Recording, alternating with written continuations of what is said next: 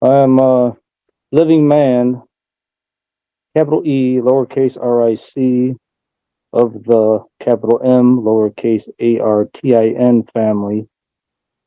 One of the people, sovereign, not the legal fiction corporate entity defendant with the name similar to mine, and here by special appearance to threaten duress, not willingly. Now, again, I object again to any attorney being appointed to me, representing me. But that's something I want to ask you, Washington. Now, you said you're appointing this public defender. Are you appointing it for me, or are you appointing it for you? Or is it So just I've standby? already made my decision on that. It's standby counsel. If you have motions to make, you need to make those at this time. Yeah, that's how I need. I'm seeking clarification. Are you appointing him against my will to have an attorney appointed for me? Yes, it's not representing you. He's standby counsel. Please make your motions. Okay, that's it. That's how I was going to make the motion to dismiss him if if he's if you're trying to appoint him for me, which, as I already said before, I will not be taking no attorneys. I'm one of the people. I'm not a defendant who's, yeah. So as I said before, so I'm not going to be accepting any attorneys who's going to fraudulently assume I'm a defendant, and which would then fraudulently give the presumption I'm under the jurisdiction of the court, which I'm not.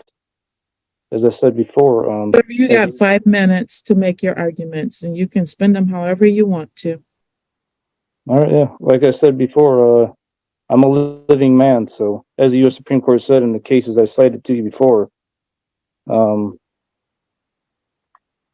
there's no jurisdiction over a living man. Corporations don't have jurisdiction over a living man without our consent. I don't consent, and it's also under. There's no consent under the Declaration of Independence of 1776. There's no jurisdiction over a human without their consent. So I never consented to jurisdiction, and I don't now, and I never will. Now I have some questions though for the prosecutor. That's Sir, you don't get to ask questions. If you want to have a motion, you can make those. well, I object to that. That violates my right to a due process. It's relevant to a standing argument as to the prosecutor, whether they have standing or not. I think that's relevant to move forward or not. You know, there's no standing, shouldn't move forward. But so, what's your ruling on that? Your motion is denied as to jurisdiction and standing. Now, do you have any additional motions? I object to that because you didn't allow me to answer the questions to see whether whether you had a legit basis to make that ruling. Your objection is noted. Next. Okay. Let's see here. They say you're going to be questioning me about the some demands I made to dismiss the case anyway, right? I'm sorry, what? You said you're going to be addressing some demands for dismissal I made or sent to you already. So first of all, a demand is not a proper format before a court and could be dismissed outright. However, I'm going to allow you to make your motions here. If you want to make an argument, you can do that, sir. Okay, I object to that. That's not true. As I mentioned before, demands, when someone has the right to something, that's what the terminology demand is made. And that's the only reason why I make it. Motions, even though I know that's all you see in the court rules or whatever, traditional. But that's for a request, and persons are not, or humans are not supposed to be requesting constitutional rights. Me exercising my unalienable right, human rights and constitutional rights. I'm supposed to be making demands. That's how I've been, and that's backed up by law. And that's how I've been taught. And so that's what, so it's all right and proper. Motions are requests, and the defendant makes motions also, since I'm just. So you're about to end of your 5 minutes. Well, I objected 5 minutes being any time limit also. I don't care about what you're objecting to. You can make it on the record. It is noted. Now, if you have something that you want me to address, you should do that before your time is up. Putting a limit on my First Amendment right, that's unconstitutional. Sir, please, if you want to have something to say other than the circular talk that you're doing, you should probably do that at this time. I didn't finish. That's why I didn't mean to, none circular. I didn't finish the first time. All right. Well, that's it. As to that,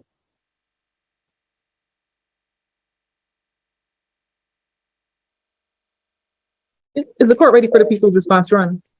I don't know if he's done with his motion. Oh, I'm sorry. Yes, I'm trying to make. Well, the police, I wanted to question the police officer who wrote the ticket. I have a relevant question to him as to self-incrimination, move to dismiss the case based on that because he made me give, my ID. But I my memory was it's a little, I don't really remember exactly what was said. That's why I kind of need to question him to refresh the memory.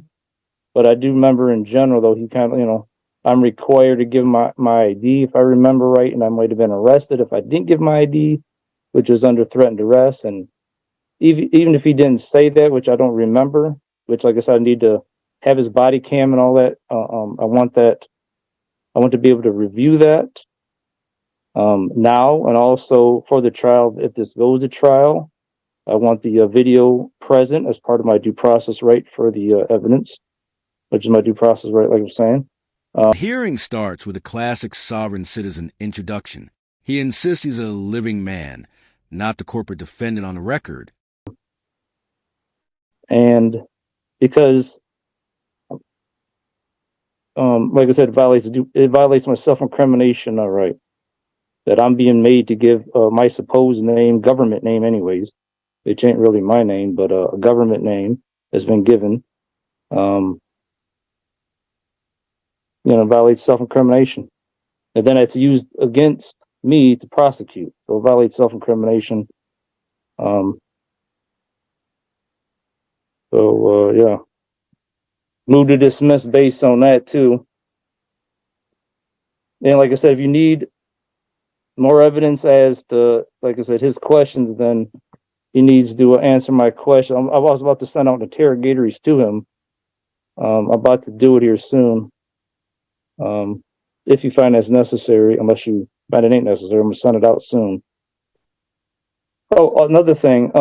Now, Mrs. Washington, I just filed a federal civil lawsuit on you, for violating my constitutional rights during this case. So you may want to consider recusing yourself. I know you probably didn't get a receipt yet because I just sent it out like 2 days ago. So the court will be getting it, if they didn't get it already, be getting it this week. And yeah, so I want that out. As to your motion to recuse, that is denied. Based on what reasons? Conflict of interest is my reason. That's why I didn't mention that, but I thought you might kind of already figure that. But conflict of interest due to the lawsuit being filed. That's the grounds of my demand for dismissal. Okay. And I would like to, Ms. Duffy, as the prosecutor, I'd like to notify you, of the crimes being committed against me by the police officer, in this case, writing the tickets, and I request you prosecute them for this, because I'm the crime victim here in reality. Because I was traveling by right, which the U.S. Supreme Court said we have, as long as you're not carrying passengers property for profit, you're not technically driving a motor vehicle. Therefore, all these charges are baseless. There's no case here. So in reality, I was harassed, retaliated against for exercising my right to travel on my motorcycle. The federal statute definition of motor vehicle applies here. It overrides the state statute under Article 6 of the U.S. Constitution. Laws of the United States is supreme over state law. So therefore, I wasn't doing anything wrong. I was traveling by right on my motorcycle, as I have a right to do, without a license, without registration, without insurance. So I was all within my right under that federal statute and the U.S. Supreme Court case law that I cited already in the court that they sent back. But one of the main cases here is Packard versus Banton, U.S. Supreme Court case law. Okay, this is a little more specific than just saying people have a right to travel. It mentions there specifically, and I'm going to mention right here, Volume 44, Supreme Court Reporter, page 259. The streets belong to the public and are primarily for the use of the public in the ordinary way. Their use for the purposes of gain is special and extraordinary, and generally at least may be prohibited or conditioned as the legislator deems proper.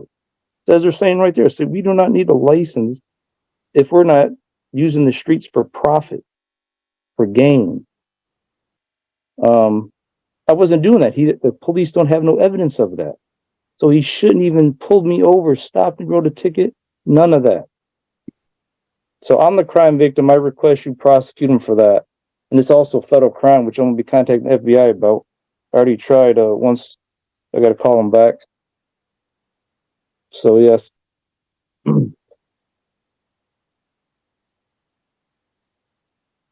Anything else, Mr. Martin?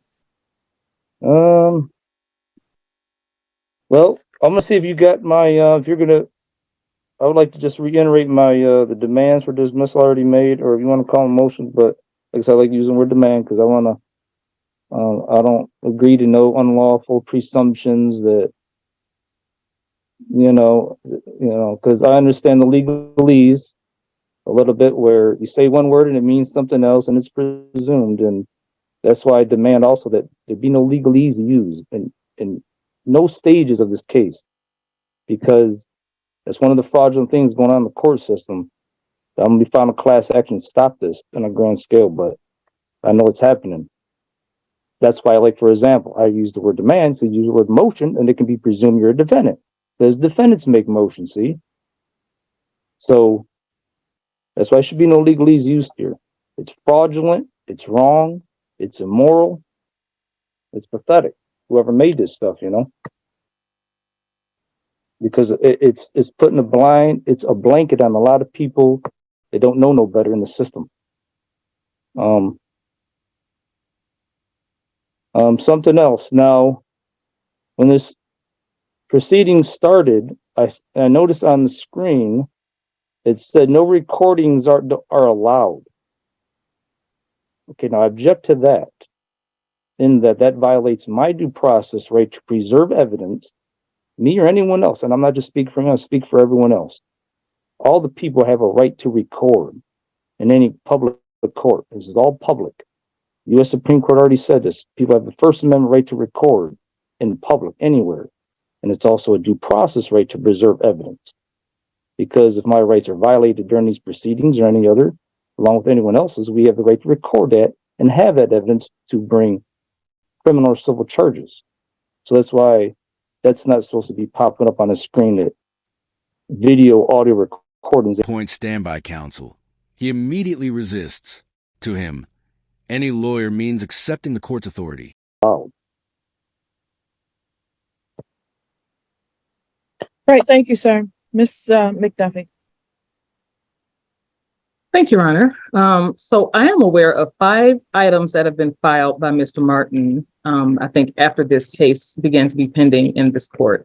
And I'll just briefly address as to the formatting of those. I did notice all of them are handwritten. He does write a date on the top of each document, but then he usually signs off with a different date on the bottom of the document. So if it ever comes into play that there's an issue with the timing with respect to deadlines or anything like that, for my purposes, I'm just going by the date that it was received by the court, which is usually a third date that is different from the other 2. So the first document I'm aware of is titled Demand for the Return of My Motorcycle. That one was received by the court July 27th, or yes, I believe somewhere around there. I'm sorry, I'm not going to the dates aren't really important, so I'm not going to dwell on those. I'm just addressing these versus actually, I think, responding to them in detail. Defendant specifically ordered and demanded that the troopers from Michigan State Police return his motorcycle in this case. That is a request to police that was filed with the court. No response appears to be required or called for from the people, so I don't have anything to say about that. Next is the motion that was filed for the disqualification of the judge in this case. And I just wanted to point out a couple things. First and foremost, as Mr. Martin pointed out, the court rule that relates to disqualification of judges, MCR 2.003, speaks to the exact procedure for that. In a single judge court, and actually the challenge judge here is the chief judge, The challenge judge is the person who decides this motion. So I don't have any argument to make as far as that, but I would point out there is a quote included in that particular motion that challenges this court's jurisdiction. And it cites a case from, what's that? Oh, yes. Penhallow versus Jones Administrators. That's a case from 1795.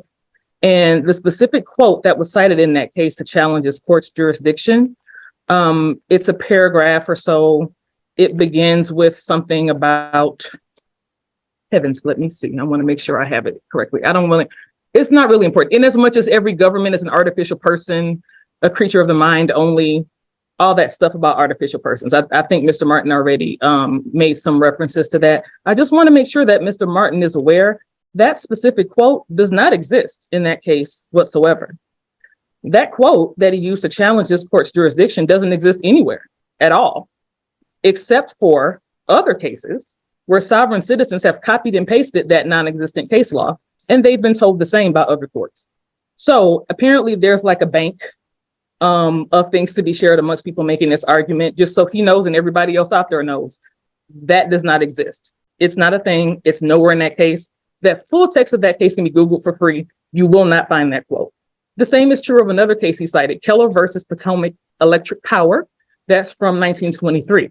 That case also does not include that quote, those words, or anything even slightly resembling that argument regarding the power he believes is lacking here due to municipal court status. But FYI, the Michigan District Court Act of 1968 did abolish most of the municipal courts. 4 of them are left that they did allow to remain: Grosse Pointe Farms, Grosse Pointe Park, and Grosse Pointe Woods. All of those are in Wayne County. We're in Washington. So just so that Mr. Martin is aware, this is not a municipal court. It's a district court. Finally, as to the motion to disqualify, as I mentioned, that is for the judge to decide. But I might want to point out the manner in which he chooses to pursue that disqualification, including any comments or insults. For example, on page 9 of his motion, when he says that also Washington is not a real judge, but a clerk masquerading as a judge.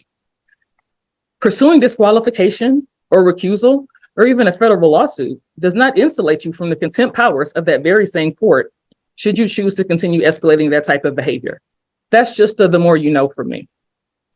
Third, next document that was filed from this court, it's titled Martin versus Mike. Plaintiff's response and response and objections to my return criminal complaint on Mike and the attached court letter that vaguely, unfairly stated filings does not comply with MCR 6.101 and 6.102. I didn't have a letter attached to that to refer to, but it looks like that is the court's rejection of an improper filing or format. I honestly have no idea who Mike is, but the people of the state of Michigan are not listed as a party in that filing, so I don't really have any response to that either. I can advise, though, that Mr. Martin mentioned earlier, and it's stated here, that the reference to this criminal complaint, because a defendant refers to himself as a plaintiff and titles something as a criminal complaint, it doesn't make either of those things true. So I'll direct Mr. Martin to the same court rule he actually cited in that filing, which is MCR 6.101. The prosecutor's approval or posting of security. A complaint may not be filed without a prosecutor's written approval endorsed on the complaint or attached to it, or unless security for cost is filed with the court. I just wanted to disabuse him of that notion that because he creates a criminal case, I guess in his mind and on paper, it doesn't mean that that exists in reality. So nothing more from that. The court's rejection of an improper filing really isn't my business. So no response from opposing counsel would apply to that. The last 2 things that were filed before the court are 2 demands. The court has already mentioned demands. I'm so sorry.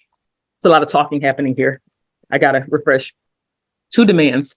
1 demand for default judgment and another demand for summary judgment. Both of these I would have the same reaction to. The demand for summary judgment, summary disposition concerns parties to a civil action, and defendant is referring to civil procedure, not criminal procedure. There is no summary anything of that notion in criminal matter. He argues jurisdiction requires his personal consent. Without it, he believed the entire case must. Now, he made some references to Article 3 of the U.S. Constitution. That pertains to federal courts, appointment, tenure, Supreme Court justices, federal circuit and district judges. Those are Article 3 judges. Those are the ones nominated by the president, confirmed by the U.S. Senate. So this court is not controlled by Article 3 of the U.S. Constitution. But I think he knows that because he's citing Michigan court rules to sustain his argument for pretty much everything else. So that doesn't change here. Summary judgment is not a thing here. Default judgment. Now, that's not quite the way it works. I think he argued that because the prosecutor in court did not respond to the request to return his motorcycle for that first filing that I mentioned, that he should have a default judgment and he should automatically get what he's demanding because he didn't respond to it. Well, I'm responding right now, but that's not how it works either. Again, this is kind of a civil issue. There are cases where there are default judgments filed, but those are civil actions. We have traffic tickets that defendants fail to appear and get a default judgment. But if that were the case, I would have a default judgment of conviction for every criminal case where defendants fail to appear. People are on bench warrant status for 6 to 20 years at a time. I don't get automatic default convictions. So again, that's really not what's happening here. So those are the 5 things that I'm aware of. Now, finally, if it were true that, as Mr. Martin stated, that federal law trumps all state law and that all state law and state courts are unconstitutional, the state court system would not exist. And the U.S. Supreme Court would not hear cases resulting from the need to interpret state law. Mr. Martin has yet to hear, as all of us do, of state constitutions and the power of the state courts that come from those being abolished. So his reference was correct that there are people in this system who don't know any better and don't know what they're doing. I don't think present company is excluded from that. So on that note, Mr. Martin, if you want to continue without an attorney, you can, but I wouldn't recommend it. That's all from the people. It's a surprise you wouldn't recommend. You're a prosecutor. But anyway, well, I think that she said so much. I took some notes, but I couldn't take notes on everything. Hard to follow along with everything else. I think it's best to, same with me too. I say one thing, allow her to respond back. She says one thing, then allow me to respond to one set of, you know what I mean? Like me saying a whole bunch, and then her saying a whole bunch, because it's hard to follow along for both of us, I think, harder. At least me, and for both. I think it's common sense, but all right, well, so I'm gonna respond now to the things I could follow along with, and I took some notes, but I'm gonna need her to say again what I missed, and then I can respond one by one. Okay. That's not how this is gonna work, sir. That's I not think how. To understand here, I have the right to that. What are you talking you're about? not controlling this courtroom, sir. That's not how this works. As I'm speaking about what I have a right to do, I have a right to respond back. So You're all gonna right. get 5 minutes and I'm gonna be done. So that is your opportunity. And after that, I'm gonna make my rulings. You got So- 5 minutes. I'm actually setting a timer. All right. Again, I object to that again as being violates my due process right to the First Amendment. It's not supposed to be regulated by a certain time limit. My First Amendment right to say what I got to say, based on an arbitrary, unfair time limit. Sir, in a minute, you're pushing towards being in contempt of court. You got 5 minutes. You can make your objection, which you've done. You got 5 minutes. Now please move forward. Criminal. Okay, I want to object to that too, about what you said about contempt of court. Exercising the First Amendment is not contempt of court. It's no one close to that. There's no First Amendment right in this courtroom, so you're a defendant. You need to actually do what is requested of you, and I'm giving you an opportunity to make your argument. As to the criminal complaints, in response to what you said about that MCR, the refusal to act on my criminal complaints that I filed because of MCR 6.101. And now, first of all, they violated my due process right, obviously, because they didn't mention a subsection of that rule. There's many subsections. Okay. So I'm still left in the dark on what specific subsection it is. And all those apply to specific fact situations. So that was the first due process violation right there, just mentioning that too vaguely general. Number 2, but assuming it was based on not paying a fee or whatever, I think like she mentioned, or getting a prosecutor's approval. Okay, if it is for that reason, those reasons are unconstitutional. and therefore it's invalid. That court rule. That's why I'm going to file a class action actually on the court rule, and I'm going to get that court rule and get up out of there because it's not legit. Why it's not legit? Because as I cited in there, I'm pretty sure I cited in there. If I didn't, I have to check my paperwork. But I'm pretty sure I cited in there, or I was waiting to respond back if I didn't already. But I'm gonna say right now that it violates the court rule on, not the court rule, the Michigan Constitution part that says that people have the right to prosecute their own cases. In Article 1, I forget the exact section. But I mentioned in my paper, in some future paperwork anyways, I know that if I didn't do it on this one, in the very first one, because I didn't know, what the hell subsection I was talking about. They didn't mention it, but I know I mentioned in some later ones sent to you guys. But anyway, so yeah. So it violates that right, and also the U.S. Supreme Court case Murdoch versus Pennsylvania, and I got the volume number, page, and all that. I think I said to you guys before in the paperwork. It says that you cannot deny someone's constitutional. The judge keeps trying to move things forward, but every answer sparks another objection and theory. Part 5. Rights by trying to make them pay money for something. A right's a right. Bringing something to the court's a right. Be heard is a right. I don't have to pay money for that. Criminal or civil case. Okay, so it violates due process. So all that's legitimate. They're illegitimate, that is, their arguments are using for that. Supposed to be acted on regardless of a prosecutor's approval or not. Okay, anyways, now as to her asking who's Mike, he's the manager at Area Towing. But we should have read it. It was in that document to explain that. So, okay. Anyways, as to the Penhollow, what she said about the quote about the Penhollow case. Okay, now first I want to say, regardless of the Penhollow case, what she said, the Declaration of Independence of 1776 makes it clear the government has no power over the people. They derive their power from the consent of the governed anyways. That's something that's clear right in there. Okay. The consent of the governed. I never consented and never will. So, number 2, now her saying about the quote, I was just recently going to the law library. I'm going to need more time to respond to that. But I didn't have enough time to go over the Penhollow case, but if I remember it, I was just in the law school law library recently trying to verify that quote, because a lot of these quotes that I got, that I'm citing in the court, some of them I have read and some of them I haven't. This Penhollow case, I'm not sure on that. I admit that. I have to double check myself because a lot of these I get online, YouTube, and a lot of them have been shown up to be legit because I go to law library and I double check on them, the quotes.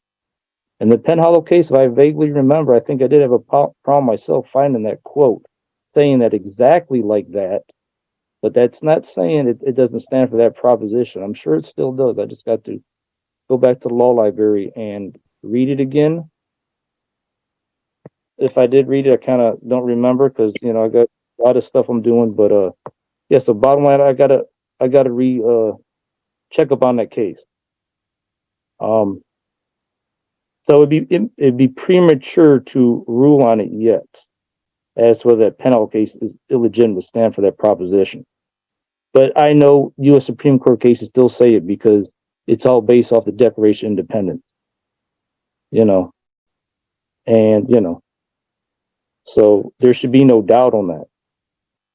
And U.S. Supreme Court cases exist that say things escalate when he claims officials violated his rights. He even says he's suing the judge and wants her removed. That Declaration of Independence is part of federal law, United States Supreme Court law, and it's the basis of the Constitution, so it's legit.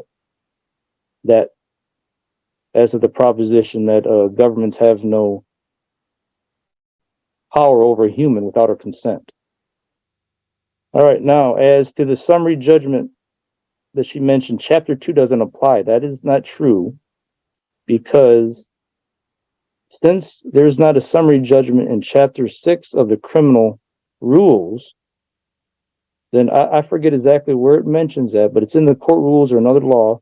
But I remember reading it, it's been a while, that they make it clear that where there's not, where there's not a relevant or same, similar proceeding in, chapter 6, then chapter 2 is used for criminal cases. So that just totally, it's not true. So the summary judgment, it does apply in criminal cases, because there is nothing in chapter 6. And regardless of that, in regards to the court rules, you got to remember, court rules follow the Constitution is the top dog anyway. That's the top law anyways. And due process right to have some considered and ruled on and denied in my case. I mean, the case dismissed because based on my constitutional rights. That's just something I have a right to anyways under the Constitution, regardless of court rules. Because the court rules come after the Constitution anyways, and they don't always follow the Constitution. All right, 5 minutes are up. All right. So I got more to say, but so I'm gonna move for an extension of time on that, based on my First Amendment right. I got some more to say. Your Honor, I'm sorry, Mr. You wanted to move for an extension, so I just want to be. Are we selecting a jury next week or no? It sounds like he wants to talk more. He does want to talk more, but I'm not adjourning it for that purpose. I am done with these motions. The motion in this particular case to return the motorcycle has already been addressed through the court regarding the fact that the court doesn't do that. He also filed lawsuits against individuals. Those were also rejected by this court as improper. And there's nothing to really address about that. It's already been decided. His motion to dismiss is denied. Despite his understanding of the law, and I'm not certain which law school he went to, summary disposition does not apply to criminal cases and is denied. And same is true for default in criminal cases. That is also denied. Jurisdiction is with this court, as I've ruled before, and I will not be addressing this issue again. The motion to dismiss is denied. There was one point that he did make with respect to due process that is going to compel where we go with this. He does not get to question officers except for in a trial. However, he is entitled to discovery in this case. And he mentioned that he did not receive a copy of the video, if there is a video, or if there's body cam, he's making a demand for that. And he is entitled to have a copy of any body cam that exists in this case and a copy of any police reports that exist in this case. So those items need to be turned over to the defendant so that he can properly prepare for any trial. And trial right now is scheduled for 1 week, so I don't think it would give him a proper opportunity to prepare. I will remove this from the trial docket for this upcoming week to and there is one place in which criminal cases does have a demand, and that is a demand for discovery. So I think he is making that demand for discovery, and I am going to require that the prosecutor provide him with that. Absolutely, Your Honor. I think the issue was the standby counsel and him rejecting representation. So normally this is routed to the PD's office, but since I think it's been reaffirmed today that I'll figure it out. We'll get it done somehow. What do you have an email, or are you just gonna, Mr. Martin, are you requesting to have the documentation sent to you via mail or email? How do you plan to receive it, sir? First of all, you're referring to me as Mr. Because I understand that's another one of the term Mr. is another one of the what's the words I'm looking for? I forget what it's called here. All right, you can figure where you would like to figure it out to get him that documentation, and I'm going to give you a new date. Legalese term, that's the word I look for. The Mr. is a legalese term that's fraudulently assuming I'm a defendant and all that. But anyway, so my Yes, answer, Your Honor, while you look for that date, I will just state on the record, if Mr. Martin, Eric Martin, living man, the individual sitting here before me today speaking, if you would like discovery, I would highly suggest that you give the court an email address or some method by which we can deliver that discovery to you. Because I'm not trying to keep it from you, but if you don't help me to help you, I can't get it to you either. I'm gonna give them my address, and I'd rather do it through my physical address here at the home. I just wanted to object to the term first, that's all, but before I forgot, or, you guys keep going on, don't let me do it, but same address I've been sending my demands to and all that, my paperwork. Taylor City, Michigan. Whoa. I'm talking over because this is live. You don't want everybody in the world to know your address, sir. Well, I'm not worried about it, but okay, I mean. Okay. Your Honor, we have the information. We can send it over to Ms. McDuffie if Mr. Martin would so allow. In the end, most motions are denied, but the court grants discovery, pushing the case toward trial.